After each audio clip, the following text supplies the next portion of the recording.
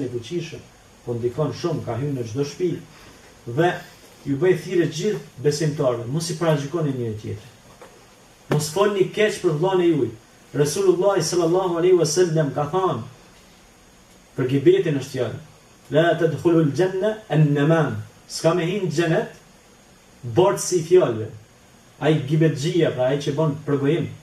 E ka pa një coftim, duke ecë me sahabët, e kanë pa një ngorsin.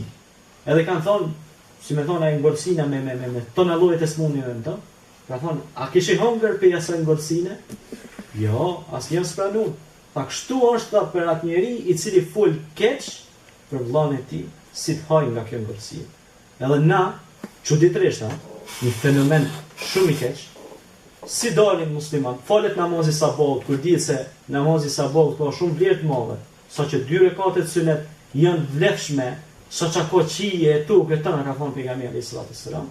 Para mendo, si dalin për namazit sabahut pas atij ibadeti të fuqishëm, ulen kafe ose në çajtore, edhe nisin me fol filani mirë, filani keq, filani kështu, filani ashtu.